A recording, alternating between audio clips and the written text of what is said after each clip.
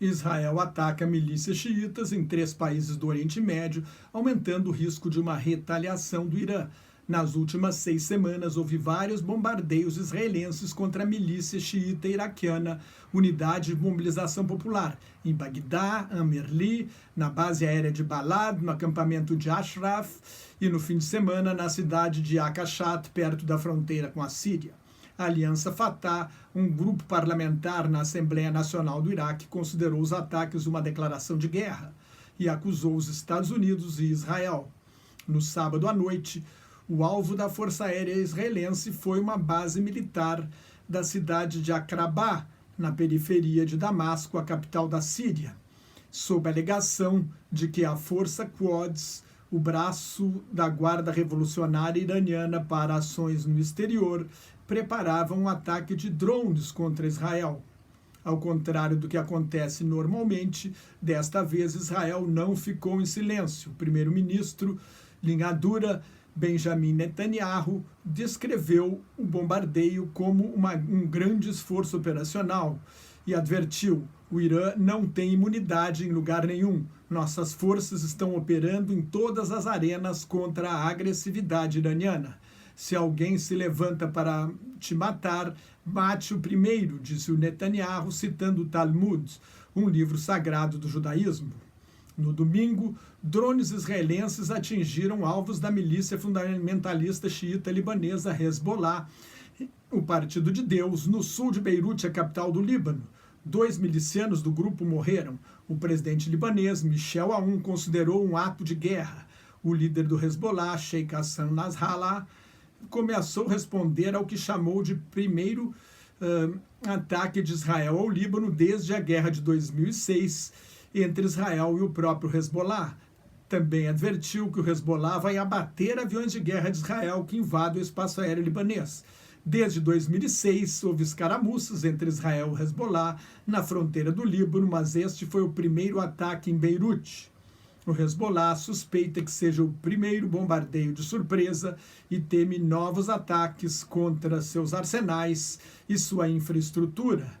A declaração do presidente Michel Aoun, um cristão, aumenta o risco de uma retaliação do Hezbollah, mas o grupo xiita libanês pode optar por lançar um ataque da Síria, onde luta ao lado da ditadura de Bashar Assad na guerra civil daquele país.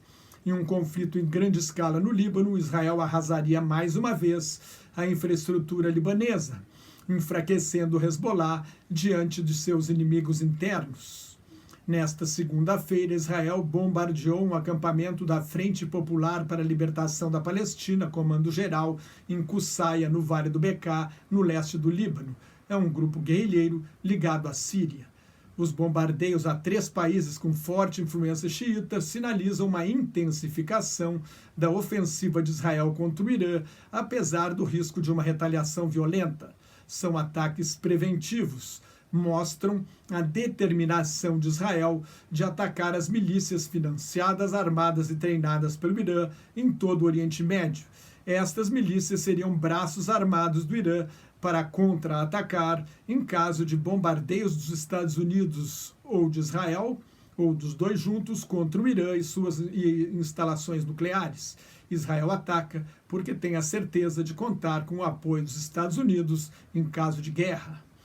Também não dá para esquecer que o primeiro-ministro linha dura, Netanyahu, denunciado em 3 processos por corrupção, enfrenta novas eleições em 17 de setembro. Ao atacar as milícias xiitas, Netanyahu se apresenta como um grande defensor da segurança nacional israelense, num momento em que políticos de orientação ainda mais dura do que ele o acusam de fraqueza na luta contra o movimento de resistência islâmica palestino, o Hamas.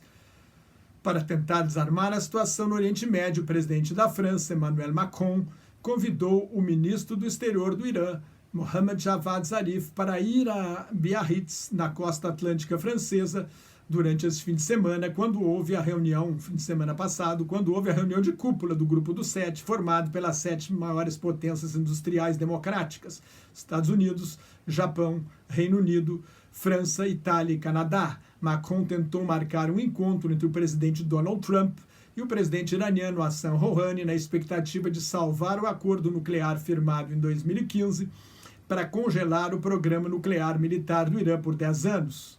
Talvez eles se encontrem em setembro durante a sessão anual da Assembleia Geral das Nações Unidas em Nova York. Afinal, Trump precisa de algum acordo internacional para apresentar ao eleitorado americano como sucesso antes da eleição de novembro de 2020. Até agora, fracassou com a China e fracassou com a Coreia do Norte.